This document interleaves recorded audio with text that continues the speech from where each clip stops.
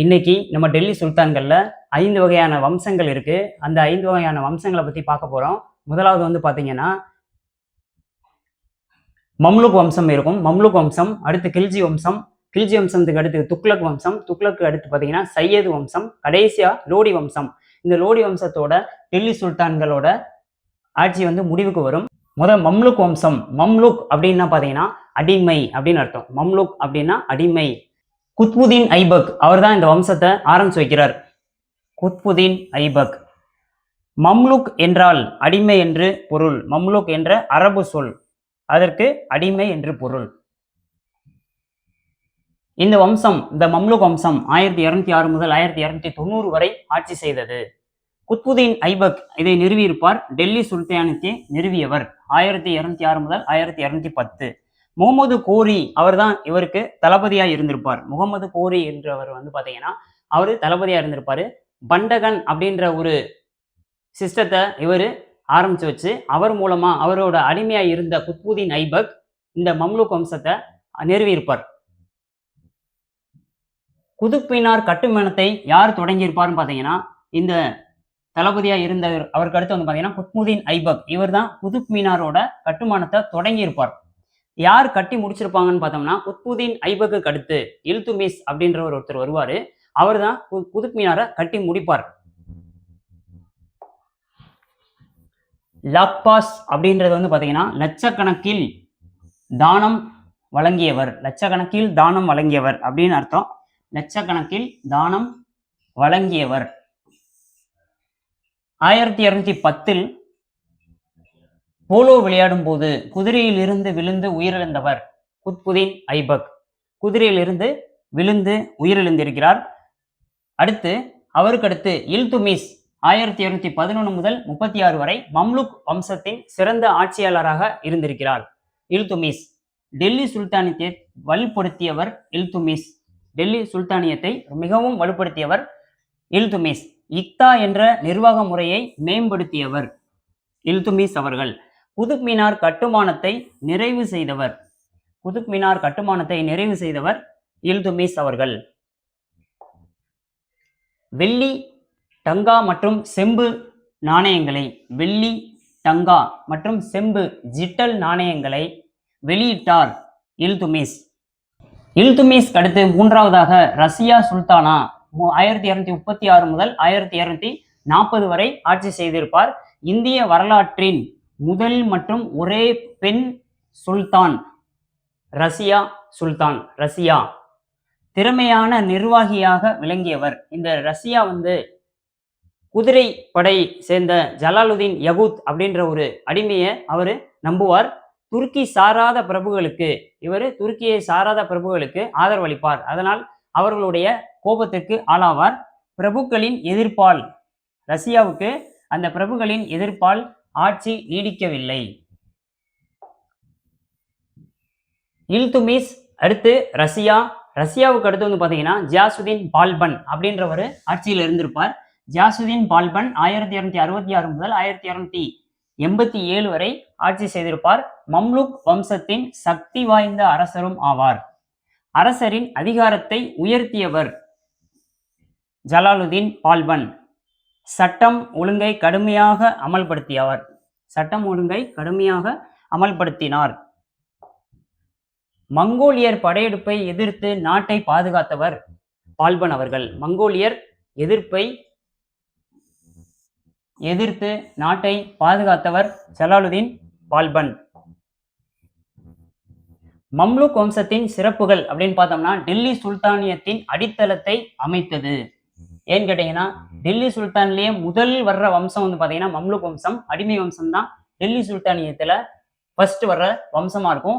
மத்திய நிர்வாகம் வலுப்பெற்றதே இந்த மம்லுக் வம்சத்துல தான். இக்தா முறையை கொண்டு வந்ததும் சிறப்பாக செயல்படுத்தியதும் மம்லுக் வம்சம். இஸ்லாமிய மற்றும் இந்திய கட்டிடக்கலை வளர்ச்சி பெற்றதும் இந்த மம்லுக் வம்சத்திலே தான் ஆகும்.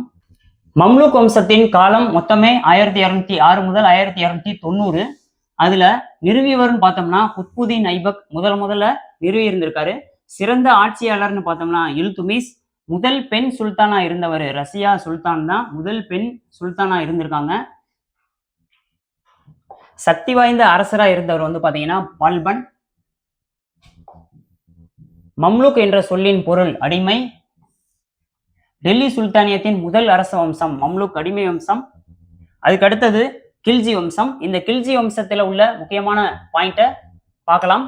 1290ஆம் ஆண்டு ஜலாலுதீன் ஃபிரோஸ் கில்ஜி அவங்க தான் வந்து பாத்தீங்கன்னா கில்ஜி வம்சத்தை நிறுவியவராக இருப்பாங்க.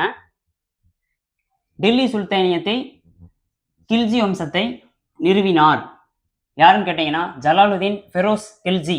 அடுத்து மம்லுக் வம்சம், அதற்கு பிறகு ஆட்சிக்கு வந்த இரண்டாவது வம்சம் கில்ஜி வம்சம் 1290 முதல் 1320 வரை ஆட்சி செய்தது. 1290 முதல் 1320 வரை கில்ஜி வம்சம் ஆட்சியில் இருந்தது. தலைநகரம் டில்லியாக இருந்தது. முக்கிய ஆட்சியாளர்கள் யாராருன்னு பார்த்தோம்னா ஜலாலுதீன் ஃபெரோஸ் கில்ஜி மற்றும் கில்ஜி வம்சத்தின் அடுத்த அரசராக இருந்த அலாவுதீன் கில்ஜியாக இருப்பார். அமைதியான மற்றும் இரக்கமுள்ள ஆட்சியாளராக அறியப்பட்டவர். அமைதியான மற்றும் இரக்கமுள்ள ஆட்சியாளராக அறியப்பட்டவர் ஃபிரோஸ் கில்ஜி.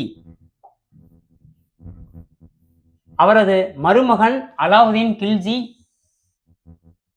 ஜலாலுதீன் கில்ஜியையே கொன்றுவிட்டு ஆட்சியை கைப்பற்றி விடுவார். அலாவுதீன் கில்ஜியோட ஆட்சி காலம் 1296 முதல் 1316 வரை இருக்கும். கில்ஜி வம்சத்தின் மிகச்சிறந்த அரசர் அலாவுதீன் கில்ஜி ஆவார். வட இந்தியாவில் தனது ஆட்சியை வலுப்படுத்தினார். வட இந்தியாவில் தனது ஆட்சியை வலுப்படுத்தியவர் அலாவுதீன் கில்ஜி. சந்தை சீர்திருத்தம் மற்றும் விலை கட்டுப்பாட்டு முறையை அறிமுகப்படுத்தியவர் அலாவுதீன் கில்ஜி ஆவார். நிரந்தர படையை அமைத்து வீரர்களுக்கு பண ஊதியம் வழங்கினார். அலாவுதீன் கில்ஜி பண ஊதியம் வழங்கினார். மங்கோலியர்களின் படையெடுப்புகளை வெற்றிகரமாக தடுத்தார். மங்கோலியர்களின் படையெடுப்புகளை வெற்றிகரமாக தடுத்தவர் அலாவுதீன் கில்ஜி ஆவார். அவரது தளபதி மாலிக் கபூர் தென்னிந்தியாவில் தேவகிரி, வாரங்கல், துவார சமுத்திரம் மற்றும் மதுரை உள்ளிட்ட பகுதிகளில் படையெடுப்பை நடத்தியவர் அலாவுதீன் கில்ஜி ஆவார். அவரது தளபதி யாருன்னு கேட்டோம்னா மாலிக் கபூர் தென்னிந்தியாவில் தேவகிரி, வாரங்கல், துவார சமுத்திரம் மற்றும் மதுரை உள்ளிட்ட பகுதிகளில் படையெடுப்புகளை நடத்தியவர். குத்புதீன் முபாரக் ஷா 1316 முதல் 1320 வரை அலாவுதீன் கில்ஜிக்கு பிறகு ஆட்சிக்கு வந்தவர். அவரது ஆட்சியில் கில்ஜி வம்சம் பலவீனம் அடைந்தது. 1320 கில்ஜி வம்சம் முடிவுக்கு வந்தது. கில்ஜி வம்சத்திற்கு பிறகு துக்ளக் வம்சம் ஆட்சிக்கு வரும். கில்ஜி வம்சத்துடைய சிறப்புகள் அப்படின்னு பார்த்தோம்னா வலுவான மத்திய நிர்வாகம் இருந்தது. சந்தை மற்றும் விலை கட்டுப்பாட்டு முறை இருந்தது. வலுவான மத்திய நிர்வாகம் மற்றும் சந்தை மற்றும் விலை கட்டுப்பாட்டு முறை மங்கோலியர் படையெடுப்புகளை தடுத்தது ஒரு சிறப்பாக பார்க்கப்படுகிறது. தென்னிந்திய பகுதிகளில் டெல்லி சுல்தானியத்தின் செல்வாக்கை விரிவுபடுத்தியது.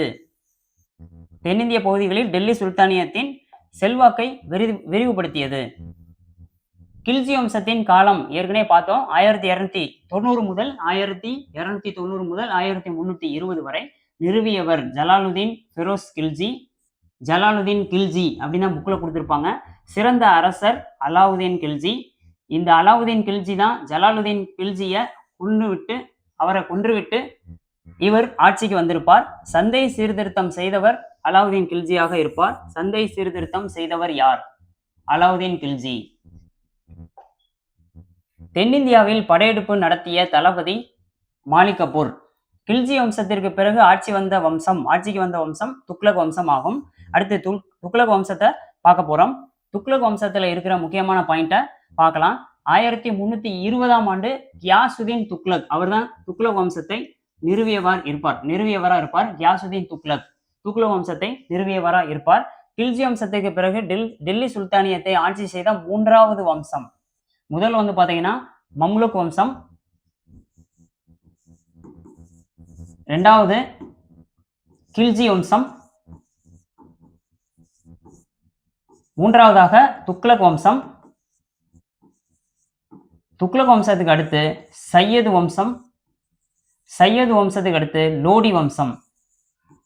இந்த 5 வம்சங்களை தான் நம்ம பார்த்துக்கிட்டு இருக்கோம். அதுல ஃபர்ஸ்ட் மம்லுக் வம்சத்துல உள்ள பாயிண்ட்ஸ் பார்த்துட்டோம். நெக்ஸ்ட் கில்ஜி வம்சத்தை பத்தின பாயிண்ட் பார்த்துட்டோம். துக்ளக் வம்சம். இப்ப அதற்கு அடுத்து வந்து பாத்தீங்கன்னா சையது வம்சம் வரும். இந்த துக்ளக் வம்சத்துல 1320 முதல் 1414 வரை ஆட்சி செய்தது மூன்றாவது வம்சம். தலைநகரம் டெல்லியாக இருந்தது. துக்ளக் வம்சத்திலையும் தலைநகரம் டெல்லியாக இருந்தது. முக்கிய ஆட்சியாளர்கள் பார்த்தோம்னா, முக்கிய ஆட்சியாளர்கள் யாருன்னு பார்த்தோம்னா 2 பேர் தான் இருப்பாங்க. கியாசுதீன் துக்ளக் மற்றும் முகமது பின் துக்ளக்.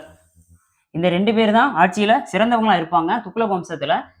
முகமது பின் துக்ளக் இவர் வந்து பாத்தீங்கன்னா ஜூனா கான் அப்படின்ற ஒரு பேர் தான்.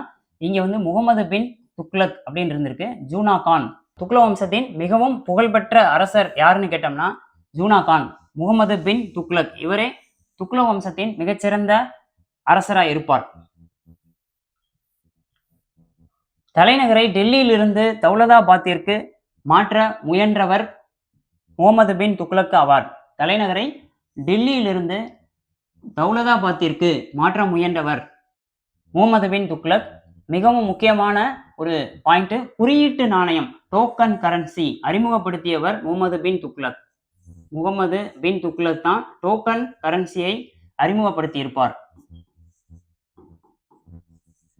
முகமது பின் துக்ளக்னாலும் ஜூனா கான்னாலும் ஒண்ணுதான், 2 பேருமே ஒண்ணுதான். அவரோட பேர் முகமது பின் துக்ளக் அப்படின்ற பேர்ல ஆட்சி செய்திருப்பார். தோவாப் பகுதியில் வரியை உயர்த்தியவரும் முகமது பின் துக்ளக்கே ஆவார். பிரோசா துக்ளக் தான் அடுத்து முகமது பின் துக்ளக்கு அடுத்து துக்ளக் வம்சத்துல ஆட்சிக்கு வருவாங்க. 1351 முதல் 1388 வரை பிரோசா துக்ளக் ஆட்சியில் இருப்பார். இவர் தான் முகமது பின் துக்ளக் செய்த ஒரு சில சேவையை நிறைவு செய்கிற மாதிரி நல்லது செய்திருப்பார். முகமது பின் துக்ளக் செய்யாத ஒரு சில நல்ல விஷயங்கள், காலேஜ் கட்டியிருப்பார், தோட்டங்கள், மருத்துவமனைகள், பள்ளிகள், இதெல்லாம் பார்த்தீங்கன்னா கால்வாய்கள், இதெல்லாம் வந்து பார்த்தீங்கன்னா பிரோசா துக்ளக் காலத்தில் வளர்ந்திருக்கும். விவசாய வளர்ச்சிக்கு முக்கியத்துவம் அளித்தவர் பிரோசா துக்ளக்காக இருப்பார். பல பழமையான கல்வெட்டுகளை பாதுகாத்தவர் வந்து பார்த்தீங்கன்னா பிரோசா துக்ளக் தான். பழமையான கல்வெட்டுகளையும் பாதுகாத்திருப்பார். துக்ளக் வம்சத்தின் சிறப்புகள். நிர்வாகத்தில் பல புதிய முயற்சிகள் மேற்கொள்ளப்பட்டதும் வந்து பார்த்தீங்கன்னா துக்ளக் வம்சத்தில் பிரோசா துக்ளக் காலத்தில் தான். பாசன வசதிகள் மற்றும் பொதுப்பணிகள் மேம்படுத்தப்பட்டன. கட்டிடக்கலை வளர்ச்சி பெற்றது. வம்சத்தின் இறுதி காலத்தில் மத்திய ஆட்சி பலவீனம் அடைந்தது. வம்சத்தின் இறுதி பகுதியில் மத்திய ஆட்சி பலவீனமடைந்தது. துக்ளக் வம்சத்தின் வீழ்ச்சி அப்படின்னு பார்த்தீங்கன்னா பல கிளர்ச்சிகள் ஏற்பட்ட காரணத்தினால் வீழ்ச்சி அடைந்தது. 1398 தைமூர் வந்து படையெடுத்து வந்திருப்பார். அவரோட படையெடுப்புக்கு பிறகு தைமூர் எந்த வருஷம் பார்த்தீங்கன்னா 1398. இதனால் துக்ளக் ஆட்சி கடுமையாக பலவீனம் அடைந்திருக்கிறது. அதற்கடுத்து 1414 துக்ளக் வம்சம் முடிவுக்கு வந்து சையத் வம்சம் ஆட்சிக்கு வருகிறது. சையத் வம்சத்தின் நிறுவனவராக கிசிர்கான் அப்படின்றவர் வருவார். அடுத்து சையத் வம்சத்தை நிறுவியவர் கிசிர்கான். சையத் வம்சம் காலம் 1414 முதல் 1451 வரை. சையத் வம்சம் டெல்லி சுல்தானியத்தின் 4வது வம்சம் ஆகும். முதவே நான் சொல்லின மாதிரி 4வது வம்சம் சையத் வம்சம். 1414 முதல் 1451 வரை டெல்லியை ஆட்சி செய்தது. தைமூர் டெல்லி மீது படையெடுத்து நகரை கொள்ளையடித்தார். பின் அவரது பிரதிநிதியாக இருந்த கிசிர்கான், இந்த தைமூர் வந்து கிசிர்கான ஏஜென்ட் மாதிரி அங்க 1414 டெல்லியில அவரை இன்சார்ஜில் பார்க்க வச்சிருப்பாரு. அவர் என்ன பண்ணியிருப்பாருன்னா சையத் வம்சத்தை நிறுவியிருப்பார். அவருடைய தலைமையில சையத் வம்சம் அங்க ஆட்சிக்கு வரும். ஆரம்பத்தில் தைமூரின் வாரிசுகளின் மேலாதிக்கத்தை ஏற்றுக்கொண்டார்.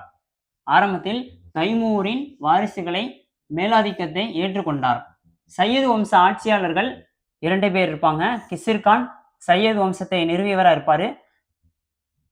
சையத் வம்சத்தின் நிறுவனர் கிசிர்கான் சுல்தான் பட்டத்தை ஏற்காமல் ஆட்சி செய்த ஒரே ஒருத்தர் சையத் வம்சத்துல கிசிர்கான் ஆவார். பஞ்சாப் மற்றும் டெல்லி பகுதிகளை கட்டுப்பாட்டில் வைத்திருந்தார். கிளர்ச்சியாளர்களை அடக்கியவர் யாருன்னு கேட்டோம்னா கிசிர்கான்.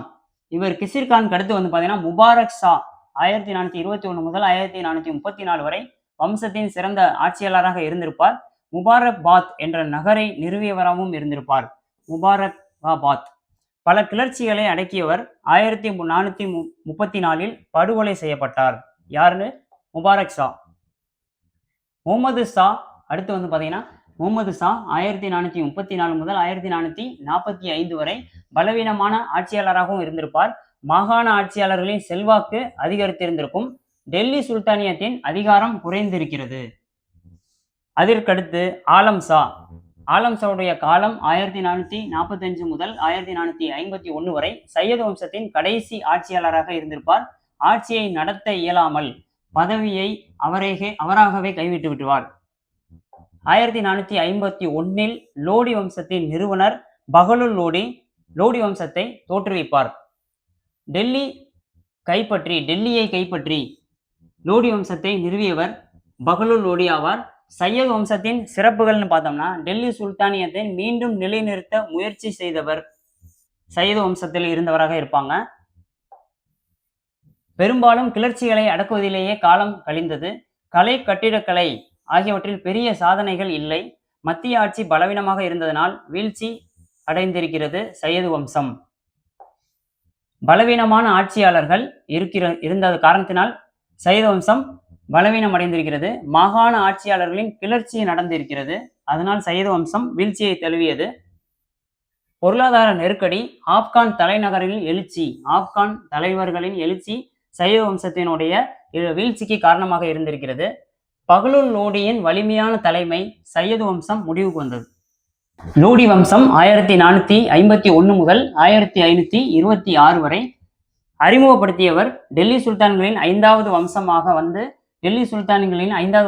வந்தவர் பார்த்தீங்கன்னா லோடி வம்சம். லோடி வம்சத்துல 1451 முதல் 1556 வரை டெல்லியை ஆட்சி செய்திருக்கும். டெல்லி ஆட்சி செய்த முதல் ஆப்கான் வம்சம் இதுவாகும். இவ்வம்சத்தின் நிறுவனர் பார்த்தீங்கன்னா பகலுல் லோடி. லோடி வம்சத்தின் நிறுவனர் பகலுல் லோடி. முகமது ஆலம் ஷா அவர் தான் பார்த்தீங்கன்னா ஆட்சியை கைவிட்டு விடுவார். அவருக்கு அடுத்து பார்த்தோம்னா லோடி வம்சத்துல பகலுல் லோடி ஆட்சிக்கு வந்திருப்பார். லோடி வம்சத்தின் நிறுவனராகவும் இருந்திருப்பார். ஜான்பூர் உள்ளிட்ட பல பகுதிகளை கைப்பற்றியிருப்பார். ஆப்கான் தலைவர்களின் ஆதரவை பெற்று ஆட்சியை வலுப்படுத்தியிருப்பார். சிக்கந்தர் லோடி 1489 முதல் 1517 வரை லோடி வம்சத்தின் சிறந்த ஆட்சியாளராக இருந்திருப்பார். ஆக்ரா நகரை நிறுவியவராகவும் இருந்திருப்பார். வேளாண்மை மற்றும் வரி நிர்வாகத்தில் சீர்திருத்தங்களை மேற்கொண்டவர் சிக்கந்தர் லோடியாக இருப்பார். கல்வி மற்றும் இலக்கிய வளர்ச்சிக்கு ஊக்கமளித்தவர் சிக்கந்தர் லோடிக்கு அடுத்து இப்ராஹிம் லோடி 1517 முதல் 1526 வரை ஆட்சி செய்திருப்பார். லோடி வம்சத்தின் கடைசி அரசராகவும் இருந்திருப்பார். பிரபுக்களுடன் ஏற்பட்ட மோதலால் ஆட்சியை இழந்திருப்பார். பலவீனம் அடைந்து ஆட்சியை இழந்து 1526 பானிபட் போரில் பாபர் அவர்களிடம் தோல்வியடைந்தார் இப்ராஹிம் லோடி. முதல் பானிபட் போர் 1526, 21 ஏப்ரல் 1526 இதுதான் முதல் பானிபட் போர் நடைபெற்ற நாள். போரிட்டவர்கள் பாபர் மற்றும் இப்ராஹிம் லோடி. வெற்றியாளர் பாபர். முக்கியத்துவம் இந்தியாவில் முகலாய பேரரசு தொடங்கியது. டெல்லி சுல்தானகம் முடிவுக்கு வந்தது. 1526 நடந்த போரில் பானிபட் போரில் இப்ராஹிம் லோடி தோல்வியடைந்து அடுத்து பார்த்தோம்னா முகலாய வம்சம் ஆட்சிக்கு வந்துவிடும். ரைட், மொத்தம் 5 வம்சங்கள் பார்த்தோம். முதலாவது வம்சம் பார்த்தோம்னா அடிமை வம்சம், அதாவது மம்லுக் வம்சம். மம்லுக் என்றால் அடிமை. இதான் முதல் வம்சம். இரண்டாவது வம்சம் கில்ஜி வம்சம் பார்த்தோம். மூணாவது வம்சம் துக்ளக் வம்சம். நாலாவதாக சையது வம்சம். கடைசியாக லோடி வம்சம். இந்த மம்லுக் வம்சம் குத்புதீன் ஐபக் இவர்தான் இந்த மம்லுக் வம்சத்தை நிறுவியவராக இருப்பார். குத்புதீன் ஐபக். அடுத்து கில்ஜி வம்சத்துல ஜலாலுதீன் கில்ஜி இவர்தான் கில்ஜி வம்சத்தோட நிறுவனராக இருப்பார்.